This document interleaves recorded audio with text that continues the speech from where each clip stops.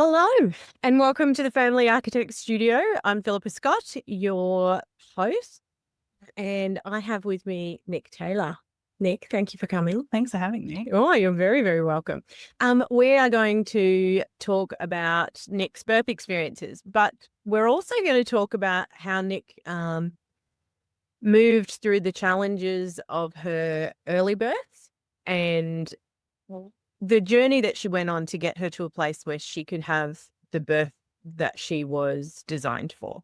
So we're going to have a chat, and this will be 2 episodes. So sorry about that. You're going to have to come back again, because there's a lot to share, and I really want you to get the full story here, but I don't want it to be too big and have to listen to it all in one chunk. So we're going to break it up a little. So, Nic, before your home birth, there was a whole chapter of healing and growth. So take us back. Who were you before you started your healing journey? Someone who thought that I had contributed to what had happened with my births and that I had not made the right choices with care providers or that I could have done things differently. I think a lot of doubt and regret was there with before healing and accepting what had happened and how to embrace that as part of who I was and the journeys of those birth experiences and becoming a mum. So, yeah, very different to where I am now, I think. Yeah. Very confident in who I am as a mum and a woman, I think, now, compared to, even before having kids. It's definitely an experience becoming a mum. So, yeah. Absolutely. So what pain or trauma from your earlier experiences led you to seek the healing? More so almost like betrayal of not being heard and not being valued or respected. That was the main things because obviously with my first birth, I worked with you after that. Because the main contributing factor to my birth injury was that I wasn't listened to, that I wasn't believed that where I was in the labor, and because I was too calm for a first time mum and it wasn't, hours and hours of labor like they expected.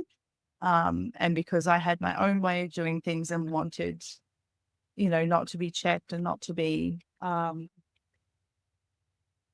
any kind of interference in the birth, that it was, they didn't believe me. And then things kind of cascaded from there. So it was more, the betrayal of not being heard and seen as Nic. I was a first time mum. I was in that box, not a person, if that makes sense. Absolutely. Yeah. So, What would you know? yeah, you're a first time mum. You've never done this before. You wouldn't know. You've got hours, that the kind of normal things, the textbook things, I suppose, that they are taught in hospitals in particular, that you need to fit in that box. And that's, if you're a first time mum, that's where you are, that age, that kind of thing, rather than seeing me as a person and what my body was doing, and not trusting that I knew what my body was doing. And, I'm very in tune with my body. I always have been with my cycles and things like that. And, very in tune with things that are different and happening with my body, and have always been like that. So, was quite, it made me doubt myself and my own feelings and thoughts as well. I think that because the outside who dealt with birth in particular weren't seeing what I was feeling, it made me doubt maybe that wasn't what was happening for me. And which kind of, goes against your intuition and, self-belief of what you think is right for you and what's happening for you. So, Absolutely. So when we did that work together, what shifted for you? What was that in that first in the immediate, I suppose, because you then were preparing for your second birth? yeah, I think so. A lot of it was I got rid of the guilt of what I could have done differently to prevent it happening. How little things like, so my original midwife wasn't there for the actual birthing day. And we had conversations around me using the bath early and not being checked and why. And, the code words that we would have instead of, failing to progress, it was going to be, let's try a different position. Let's hop out of the bath. That wasn't written down in the notes. And I think, and that wasn't like specifically written on my birth plan, that I would get in the bath when I was ready and I'd get out if things were slowing down or they noticed that things, or could offer suggestions to help the labor progress. I feel like because that wasn't in my case notes as our plan, and because I went straight into active labor, I couldn't have those conversations with them. I was like, I could have done this, I should have done this, you should have had it written down. So a lot of that was like on me, like what could I have done differently? How could I have prevented it? Yeah. And I think the work I did with you, the biggest thing for me was I like the idea of empowering myself, like I'm okay, and supporting me and working through Just getting babe on the people.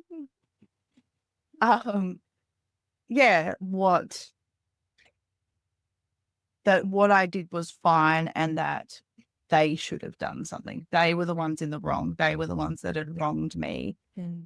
At the time where I needed someone and trusted those particular care providers to do and be what I needed them to be and support the birth. And that's why I was birthing in a hospital, so I believe that the hospital was where I needed to be and that midwives were there to support me with my birth and how I needed to birth. And because that didn't happen, and I think because of all the preparation I'd done before having babies, a bit of a birth nerd.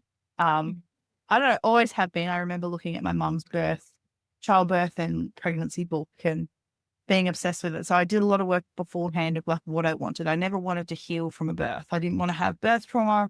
So I did hypnobirthing and I really empowered myself as to what I wanted and what to look for. And, I had those conversations with my midwives and felt really empowered and supported. So I think a lot of that was hard when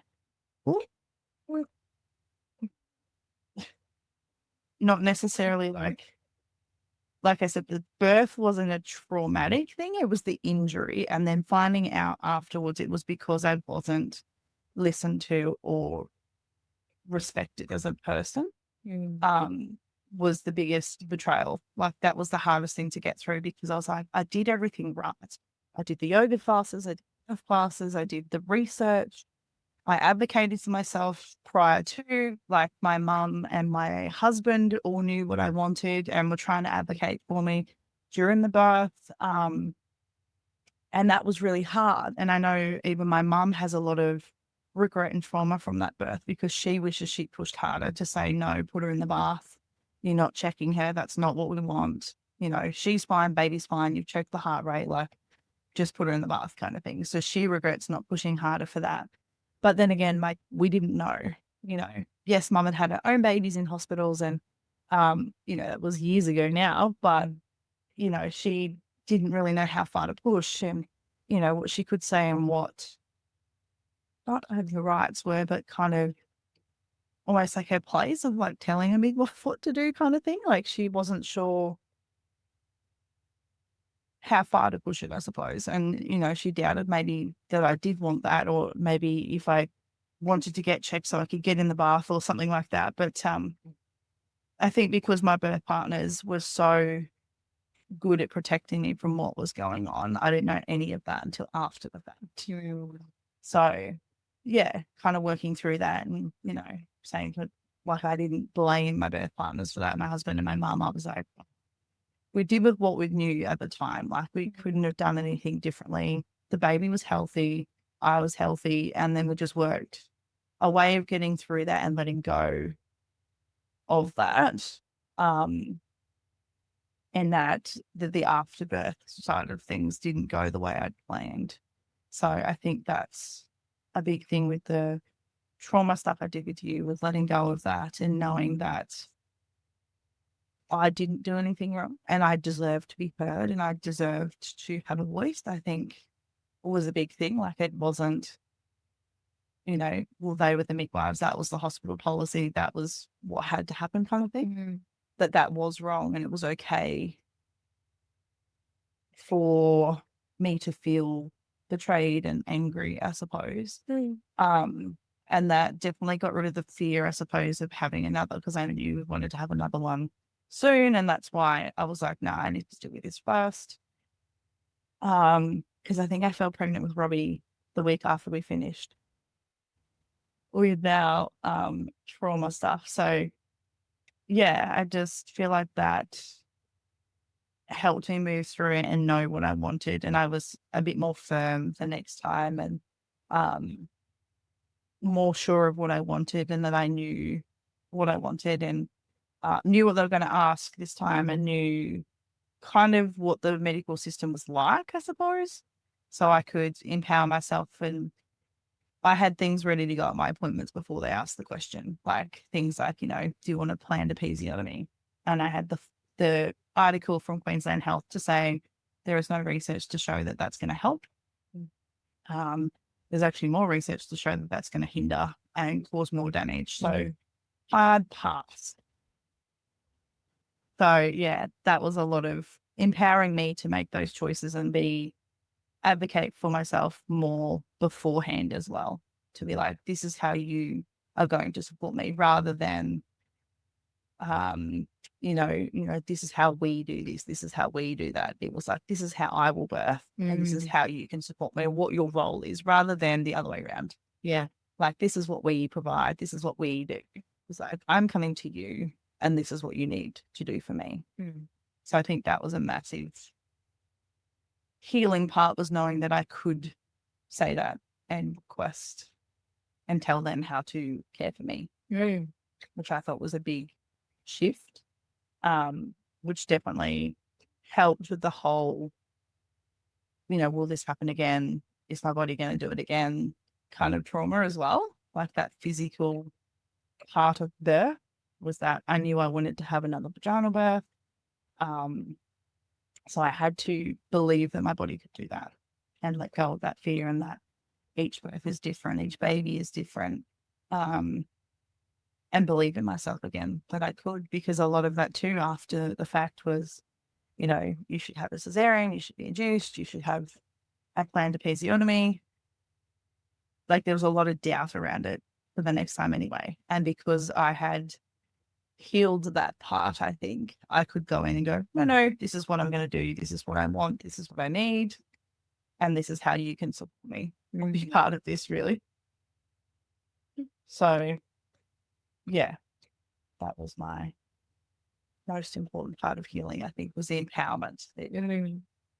Amazing. So you had another birth in the system, and it was better. It was. But it was still not what you wanted. Can you talk about what happened there that wasn't maybe what didn't align for you? So I went through MGP again, and I, like I said, went to all the appointments with, this is what happened last time, this is not going to happen again. And the midwife I had was all great and gravy and all on board. And about 36 weeks, she started saying things like, we don't want you in the bath too long because it will soften all the scar tissue and then it'll kind of blow out again. And we don't want to do this because this might happen. And I said to my husband, I've been red flags at the moment. Like I need you to know this is what you need to say to her. This is what you need to say in the moment. I need you to back me 100% and say, no, this is what we want. We're doing this. Feel the pull, we're getting in kind of thing. And he was like, okay, yep. And I Googled and I asked my hypnobirthing coach and I was like, is this true? Like, is this a real thing or is this just a medical thing where in the textbook it says only have a woman in the bath for an hour, or, is this actually backed by research? That's my big thing. I'm a research person and I need to find out if it's real.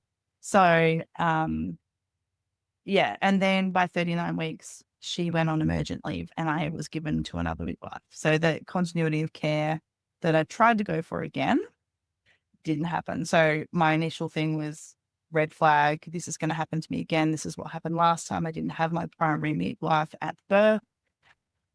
But instead of panicking, I remember ringing my mum and she was like, okay, how are we feeling?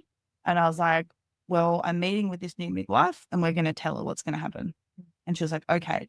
And mum came with me. I think Matt came with me too.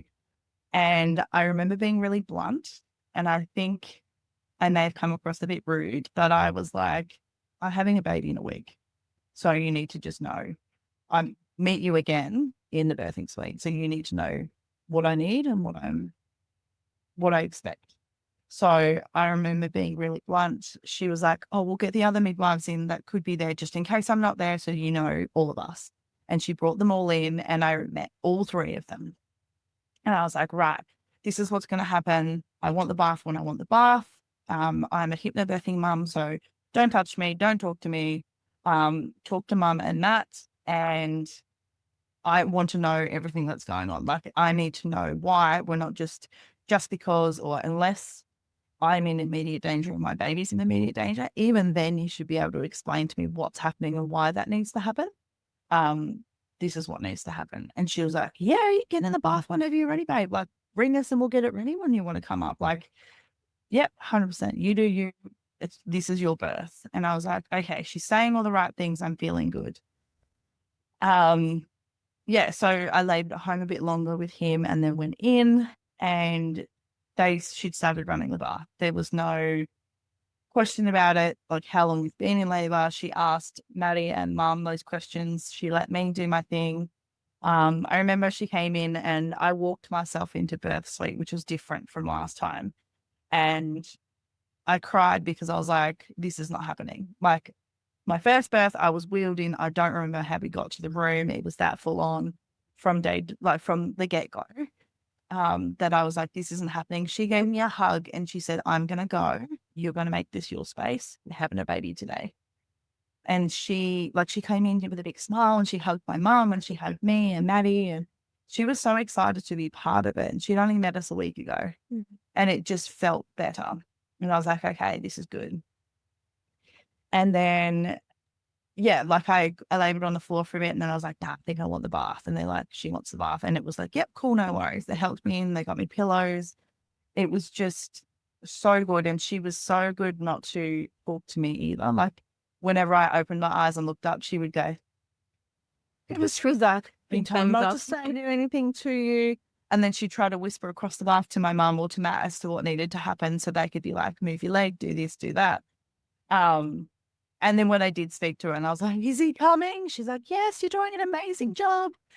And, you know, even the pushing part, because the big thing for having him was breathing him out because of all the trauma from before.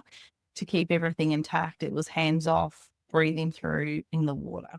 And she was like, this is all you. You can do it. You just need to breathe this baby out. You can do this.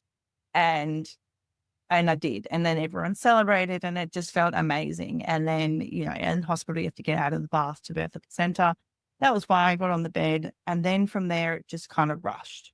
You know, the cord was clamped because it was white, so we could cut it and get rid of it. And I'd forgotten that I wanted this time to have the placenta birth before. And because it was just, I felt so good because I was like, I just did that. Oh my God, like I had this baby in the bath like I wanted.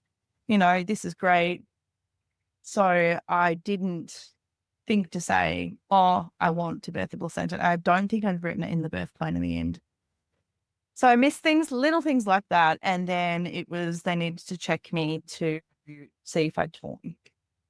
And again, they gave me the gas like they did the first time and I had the gas, they checked and they're like, oh, there's a little second degree. And I remember bursting into tears and being like, oh, I didn't do it. Like I've wrecked it. Blah, blah, blah. And she was like, no, you've done an amazing job. Everything else is intact. It's a different place. And I was like, oh, okay, I suppose that's better. And she said, I can do it, but because of the trauma down there, I want to get a surgeon to do it, I think it was. So she called someone to come and do it. And the way I was treated from there was where it kind of fell apart, I suppose, for that bubble feeling. And it was, I felt that this lady that had come down to do the repair, I think she was an OB, maybe, because it was a second degree and a midwife can do it. She was pissed that she had to come down. So she was not very nice. I'd just given birth and then she was all up in my grill and she was rough, I suppose. Like not in a way that hurt, just in a way that she was just like, okay, up, legs up, do this, scoot bum down, jab, jab, jab.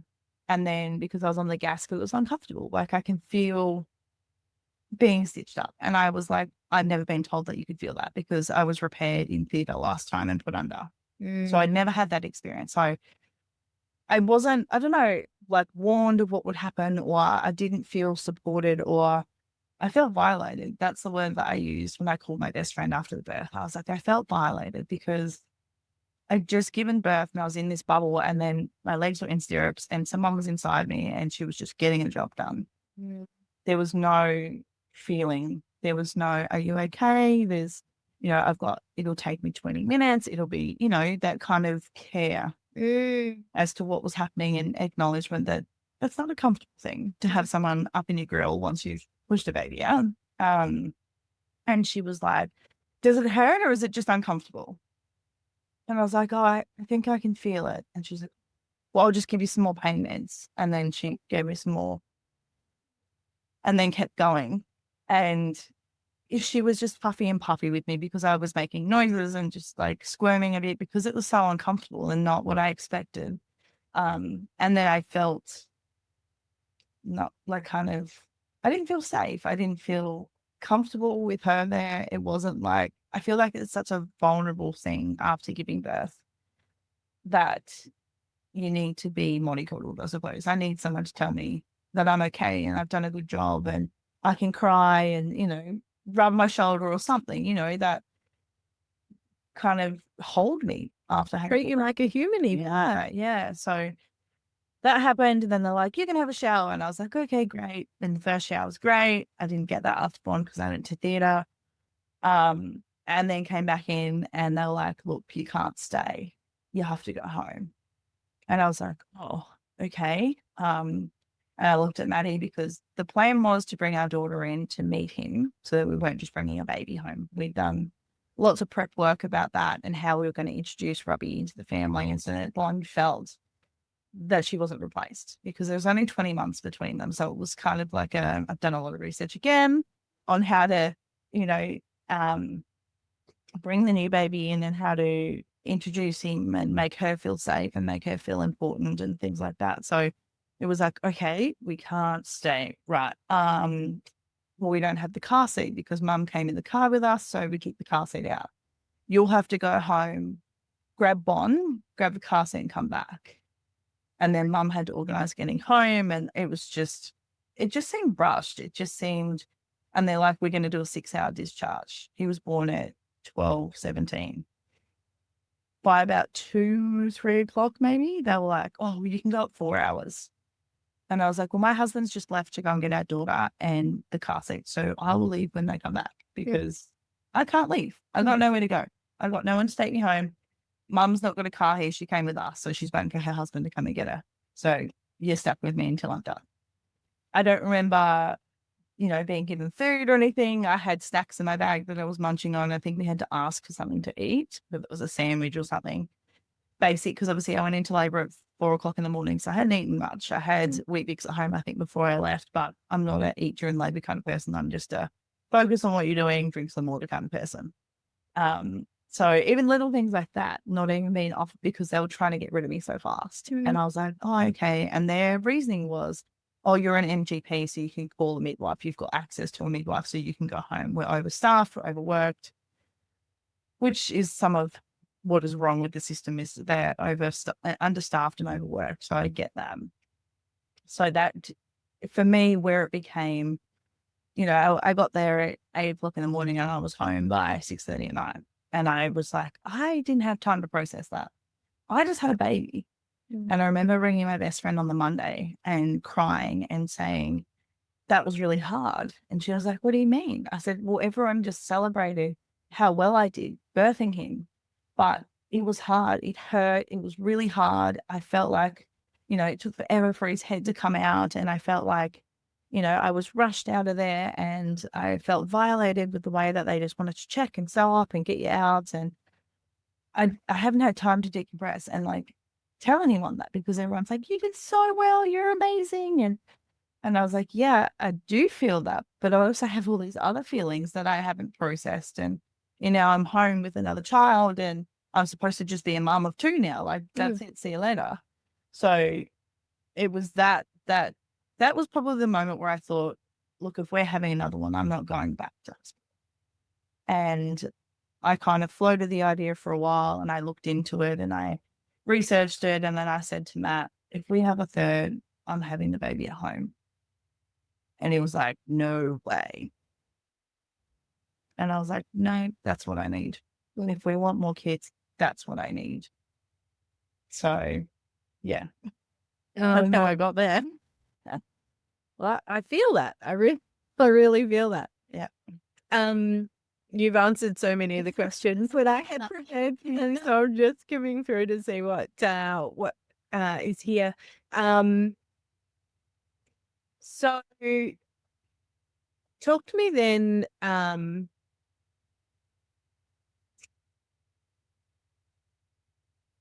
You did some work so obviously you did lots of research. And I think it's really important to perhaps talk to what did you have to do to get your husband into a space where he could support the birth of Georgia? Yes. I would send him lots of reels. Yeah. That was my first snippet things of positive things. I took him to the homebirth conference. Yeah. That was on the coast. And I didn't really make it an option, to be honest. I was like, look, mate, it's my body. I need this. I know we want to expand our family. And I know, so I want to have a midwife. So homebirth has a registered midwife. They have all the emergency stuff that you need that you have in a hospital. And then we bring ambulances and whatever. There would be a backup plan. There's not just it's a home birth. If it turns to shit, whoops, kind of thing. So I said, you need to get on board. And I took him to meet some midwives. I sent him some stuff, even some stuff from dads was really good, like how dads changed their minds and it came to it. And I just kept talking about it. Like, when we have another baby and we have it at home, this is what I'm looking for in a care provider. This is what will happen. This is what we'll do. Like, I was talking about it like it was going to happen. There was no ifs, buts, and maybes. It was like, get on board, work it out. And I feel bad in a way that I did that, but I also needed to do that. And I know he trusted me, and his big thing was that he wanted the baby and I to be safe. And for Maddie, he's come such a long way, because before we started having kids, his theory was, you do what the doctors say, and if they have to cut that baby out to get it out safely, that's what we're doing. The doctors know best, was what he said to me. And, he kind of had it evolved of each child that we'd had, and we did hypnobirthing, which changed his mindset quite a lot, and made him feel more empowered to make choices and to listen in and lean into me and trust me, I think, which was beautiful. So to get him from that to being a home birth dad, I'm pretty proud of him. So yeah, it was just meeting people. When we met our midwife, I remember leaving the meeting and he was like, I could do that one. Yeah. Okay. And he doesn't say much. So that meant, yes, I'm comfortable. I feel safe. Yeah. And I said to him, like, you need to ask questions. You need to put your mind at ease so that you can support me. I need you to trust and believe in me. I can do this. And he was like, I know you can. I know. I need to know that there is a backup plan, essentially. There is a, shit's hit the fan plan to keep you and baby alive. I was like, that's fair. That is definitely a fear of mine, and that's something in the back of my mind. And our midwife was great like that. And she was like, he needs to ask questions. He needs to tell me what he's fearful of and what he needs to feel supported, and so that he didn't bring fear into the birth space. So, yeah, there's a lot of talk of like how far away we live from the hospital, and, the transfer rates and when women are usually transferred. It's not like the baby's coming out and shit's hit the fan. That's very rare. It's usually before baby comes or after baby comes that you're transferred, or, an ambulance is rung or anything like that. So once he kind of figured that out and could see, that these people were highly trained. Like our midwife had breech birth training, shoulder dystocia training. You know, I was like, she's one of the safest ones that you're going to want at this birth. You know, we're okay. She is the bomb. She's the bomb. She's, you know, she's going to recognize before anything goes wrong. I trust in her that she will know that, you know, something's not safe and we need to do something now. I trust that this woman can do that for us. And I need you to get there. So what do you need to ask her to get you there? And he was like, I trust you. And I was like, but there's something more there for you. I know there is. So it was more so throughout the journey of the pregnancy that he finally kind of opened up. And the more information he was given, you know, one of his fears was he was going to be the one catching baby. You know, and they're saying that was his fear with number 2, that we'd wait too long to go to hospital and not have the baby at home, because everyone got in his head that subsequent kids are faster. And, you know, our midwife lived 45 minutes away, and he was like, you know, and I'm like, well, you ring an ambulance, honey. If you're really that worried, unlock the door, ring an ambulance, ring it, you know, my mum, my sister, a support person to come to be with the kid so that you can support me. But ultimately, I believe I can do this regardless of if someone's here or not. So you just need to catch. And he was like, okay. So we had a plan of, you know, I said, Maddie's big thing is that he wants everyone here early so that I don't have this baby without ears. And she was like, okay, that's fine. She was like, I want you to keep me updated in the days before. Like if you lose your mucus plug, if you have more, if you're nesting flat out, if you're, you know, any kind of behaviors that have changed, any body things that have changed, let me know so I know things are happening so that we can make those decisions. So once we kind of made that plan, and Matt knew that he could call the midwife if he was unsure or if he just wanted her there, she was happy to come. Yeah. I feel like that's when he kind of settled and was like, righto, I can do this. And the other thing was giving him a role. So he, you know, was going to set up the birth pool. He had to set up all the plumbing stuff and, you know, fill it up. And he was like, right, how long does it take to fill? What am I going to do here? How do I keep this, you know, water temperature at temperature and all these things? And he was like, right, well, your job is to ring us, blow the pool up, start filling the pool. Easy. Leave it at that. Like, that's your job. If it doesn't get filled in time, it's a land birth. Like, it's okay. But he knew that I wanted to have another water birth, and that's what his thing was. He wanted to make sure that was done. So, yeah, once we got all that stuff, you know, even the week before when we had the pool set up in the birth space, we had everything there. We had our meeting with this second midwife and had all those discussions about when they would come and how they would help and they would keep the water warm and things like that, that he was like worried about. That was all kind of ironed out and you could see him start to relax. So I think that was really cool. But yeah, it was a lot to get in there, definitely.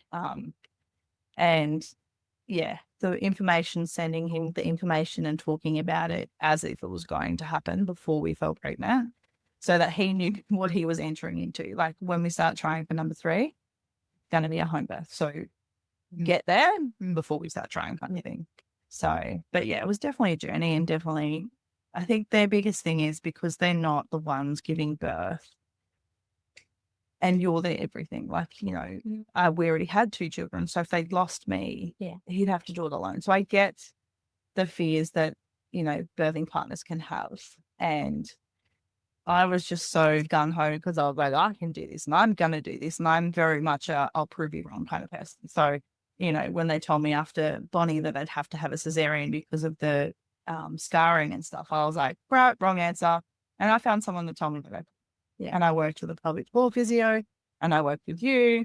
And I was like, nah, I can do this. So he knows that about me, that once I get my mindset on something, I'm going to do it. I'm going to make it happen and I'm going to show everyone that I can do that and myself that I can do that too.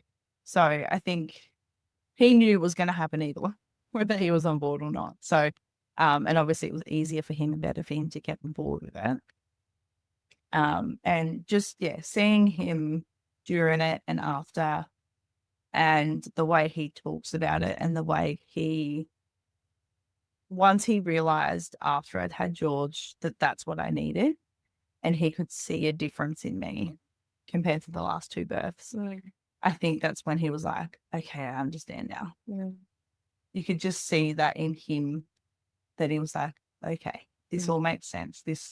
this is so different to what we'd had. Mm. And I think he enjoyed it, to be honest. I think when I went into labor with George, he was a bit worried, but I think after it settled in the way, because it was so calm and it was so supported and such a beautiful experience, it wasn't rushed. No one, rushed everything off or anything like that. And then when we had that moment to ourselves and he went, you just don't even look like you've had a baby. You look so different. And he looked different. And that was worth it. Like, to see him get there in that way and then afterwards understand it. I think like he was like, right, it's happening, ask questions, look at more things. Yeah. And then to see it, he's like, oh, okay. Yeah. That makes sense. Yeah. So the exposure makes a big difference, I think. Like, I remember speaking to the two of you, and just even him talking to more than, like just lots of different people over that few months, like just they all add up, right? If everybody's saying the same thing, then it's proof on proof, and it starts to become real and possible. And my husband had a similar journey, but baby number 3 was a free birth because there were no midwives, right? So, but I remember his mum telling me after baby 3, after the free birth, she was taking him to go and pick up his car because he decided to do that during my labor. But he said to her, that's the way to do it. Yeah. So when I then had my 4th at home with the midwife, it was a no-brainer. Yeah. Right. And 100% giving them a job. His job is always the water. Yeah. Right. Yeah. I think they need something to focus on because you do everything else. Like, when it's happening, what you need and how to move your body, and they just have to wait and move around you. And you can't plan for how you're going to labor either. Like we talked about, the way that he could touch me or support me or stand on certain things or help me sway or positions and things like that. But until you're in it with that particular baby in that particular birth, they just kind of have to be like, right, where do you want me? What am I doing? And they just have to work around you. Whereas, you're in it and you know what your body needs and you're just doing it. You're doing the dance with your baby and they're just kind of, working around you to support you. Yeah. So, yeah. Amazing. So we're not going to get into the story of George in this episode. This is a teaser, but I do want to, like, what did this birth teach you about the importance of not stopping halfway through your healing, of, like doing whatever it takes to get to where you need to be? That I was worth that.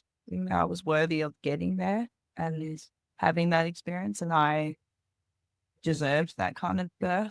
So the healing needed to happen and keep going. And the birth itself was healing a part of me, knowing that I could do this and I could do it the way I wanted to do it and that I needed to do it. That it kind of finished the healing cycle. I think that was the reward for doing it, but also because we think George could possibly be our last. I'm not 100%, but I think hubby's done, but I'm like, that's a no. You're going to have babies. And I was like, and if I do it again, we're having it home. Like, that's a no-brainer. That's going to happen again. And we would be with our midwife. Like, she's going to definitely have to be there for that one. But, that if this was it, that I've closed that chapter of having babies, that I felt complete in the sense of pregnancy and birth, that I've proven to myself that I can do it. I felt supported. I felt loved. I felt empowered. And I think that's definitely helped the transition of having another little one in the family, but also the postpartum period. Like, I'm a month postpartum. I feel on top of the world. Like, I had postnatal depression the first, postnatal anxiety the second.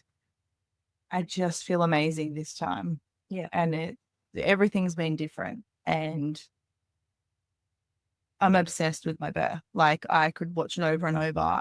Rubbing his head, I could visualize, feeling his head as he was coming out. Like, for the first week, every time I touched his head, it was that feeling, and it was warm and safe and familiar. It wasn't, you know, when I thought about Robbie's birth, I was like, oh my God, it hurt so much. That's all I could think about. Like my vagina hurt. His head was huge. It took forever to come out. That was what I had associated with that birth. And then with Bond, it was that I had to get out of the water and I had to be on my side, and it wasn't what I wanted, kind of thing. Yeah. So with this one, there was nothing that I could say, I wish we'd done this. I wish I'd done that. And the other thing was I surrendered. Yeah. The other thing was that my hypnobirthing coach asked me if I was looking for the perfect birth. And I said, no, I'm looking for a vibe where I feel safe and secure. Whether that ends up being I have the baby on the floor in the lounge room, or we have to go to hospital because things change. I want to feel safe and supported, and I want that vibe to be calm and trusting. I want whoever is around me needs to trust me. However birth unfolds, it's about the trust and love. That's what I'm chasing. Yeah. Yes, I would love to have a water birth again. That's definitely something I want. Absolutely.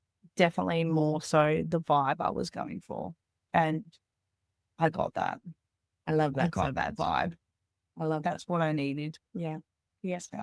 It's, you know, there's a detractors from home birth or naysayers would say that it's all about this perfect experience and that it has to, you know, that women are trying to, they just want it because they want, you know, they're looking for an experience, but it's not that. It's about safety. For most women that I work with and that I talk to, it's about feeling safe, supported and loved, and like your nervous system can relax into the space so that your physiology can do what it's designed to do.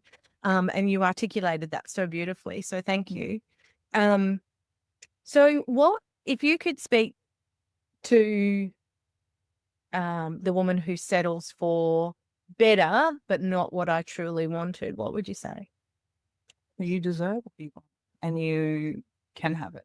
Mm. And I think it's finding the way that you can have it, like that fine line between the perfect birth and what you deserve. So it's, I suppose you are looking for a particular thing or a particular experience. Like I think rather than the particulars of like having a water birth or having the baby at home, it was more, like I said, the security and that feeling of being supported and respected and loved. That's what I was chasing. And that is something that everyone can have, whether you have a baby at home or in a hospital. I believe that if you have the right support around you and they know that that's what they are there for and that's what you need from them, and making sure that you know that you are worthy of that and that can happen for you, then that's what you chase. Don't settle for, especially birth. You can't relive that. You can't redo that again. And I know you can have more babies and, you know, try it again, but you'll always have that birth that you think of, like my first birth. And then my second being that I, you know, didn't feel supported. I felt like I was just, okay, you're done. See you later. Thanks for coming. So that's, yeah, not okay. That's not something that we should accept. So it's about being not forceful, but being comfortable and empowered enough in yourself that you can tell people what you need and what support you need because you're worthy of that. And I think it makes a big difference personally in your recovery after having a baby and the connection with the baby. Yeah, for sure. It's interesting because there's a lot of talk around healing births, redemptive births, things like that. And I'm not a fan. No, I wasn't think chasing that. no, I think the birth, it's kind of like we talk about, you know, the disconnect that often happens in relationships around, you know, sex. And we might talk about, you know, like a lot of men see sex as connection, but for women, they see sex as the possible outcome of connection. Right. And so when I think about birth and healing birth, I feel like when we do the healing work, when we come to a place of knowing our worth, knowing what we deserve, knowing our power, and being able to heal the stuff that happened before. And George is giving us his little input. He's got the little grunts and groans here, which is so cute. And would have me lactating if I still was. But that piece of healing and stepping into our worthiness, not because the birth went right, not having this birth, because what if something happens at that birth and we haven't done the healing? Do we then not get to heal? But you're also hanging that on that one baby and that one birth. So it's a lot of pressure. Yeah. And that's what supposed to heal everything for, all of the kids and all of the births that you've had. Like if that was supposed to heal me for all three of my babies, and like you say, it didn't go to plan, I feel Did you fail again? Did you fail again? Is it that baby's fault? That was the baby that was supposed to heal you and supposed to finish everything and be what you needed. Yeah. I think that's not what it should be. No. That's not the right mindset to have. That's not healing. That's looking for something to heal you, not necessarily doing the work and finding that. And I think that's it. You can get confidence. I remember with my second birth, because I'd had the Caesar first, then I had the VBAC in the hospital. It was unfortunately a shit show again, but I'd done something. My body I'd done something different. I'd made different decisions. I'd had a different experience. I still, had obstetric violence and all the things, but initially I felt like, yes, I did that thing, right? Like I did that thing. Yep. And it took months for me to realize actually that wasn't how I wanted it to be. And I grieved and I did all the things and I too was, people had been the problem in my first two births, right? So when I chose to free birth, by default I had to, there wasn't a midwives. It was about choosing the people in the room and knowing their philosophy and whether or not they were going to harm or hinder, or whether they were going to support and hold space. And, but that birth, she let me shine. Yeah. She let me shine, but she didn't heal the two previous. No. And the next one along, again, fabulous experience. She didn't heal those other two. I had to do the work independently to heal those other births and to heal me as a woman, as a person, and my matrescence. So all of that had to be healed separately. Yeah. And it is a lot of pressure to place on any one experience, especially because that experience comes down to very few hours. Yes. It's actually it's a day in your life. And it's like saying, well, if I have the perfect wedding, I'll have a perfect marriage. And that doesn't work either. No. It's only the beginning of something. And if you go into that marriage with lots of unhealed pain and trauma, then it doesn't matter how great the wedding's going to be, right? So, it really is about doing the deeper healing work, because then you have the best chance of showing up to that other experience. Yeah. I think what's really interesting too is we talk about this idea of I did it, right? When Alana had Paisley, she didn't have this I did it moment, because she just did it. Yeah. And she wasn't fighting anything. She wasn't coming back from anything. She wasn't proving anything to anyone, because nobody doubted her, or at least in her immediate world, that's how she was brought up, was to believe she could do this thing. Whereas for me and for you, that second birth and third birth were all about claiming back what was ours, and should have been ours by right all the way through, but we had to claim it back. And that's where you get the VBAC punching the sky, I did it kind of thing, is because of what was taken away and the fight that it takes to get to that moment. Whereas my wish is that all women could have the kind of birth that Alana had, where she didn't have to fight back to get anything back. It was her birthright, and she got to have that purely by default. Yeah. And so it's just a thing she did, which is wonderful. No trauma to recover from, no reclaiming of anything. Yeah. And so I think it's really important when we think about birth to understand where we're coming from with other experiences in that space, because they will determine how we come at that. And if you come at a birth with an attitude of reclaiming and so on, if it sets you up differently, and you are more impacted by trauma in those moments than if you and so healing is even more, in my opinion, Yeah. I think for my daughter as well, she's 4, um, watching, coming to the appointments, and we told her everything because she kept asking. Yeah. And the plan was not to have her there originally, but she asked to be there and she kept asking. And I was like, okay, let's investigate this. And she says to me, Mummy, I'm going to have my babies in the pool like you. And I said, oh, you're going to have your babies at home or in hospital? And she was like, at home? Like, it was a silly question. Yeah. And birth wasn't scary for her. Yeah. It was a normal thing. Yeah. It was, Mummy had the baby at home. And I love that for her. And I'm also grateful that I could make her part of that and show her that birth was a part of life and that it's something that women can do. And it's not someone else's thing. Like, it's, it's your own experiences and it's your thing and women are powerful. And I really love that for her. And that's her norm. That's what she thinks is going to happen. Yeah. And as a mom, I was like, I've done something. Yeah. Yeah. So I think that's also been a really beautiful thing to come out of it too. Is like, that's how she thinks birth should be. And I love that for her. And, like that's come full circle for me because my 4-year-old wasn't my first home birth and my, she was 6 when I had my second home birth and she was there for those. So she said to me, is that even a question? Of course, we have a baby at home, right? Like, and she did. Yeah. And so when you do, you're shifting culture for your family, if nothing else. But that ripples out. It ripples out and it has exponential impact. Yep. Thank you for sharing this part of your story. We will be back. And we're going to dive a bit deeper into George's birth. We hope you'll join us again for that. Stay tuned, everybody. Stay tuned.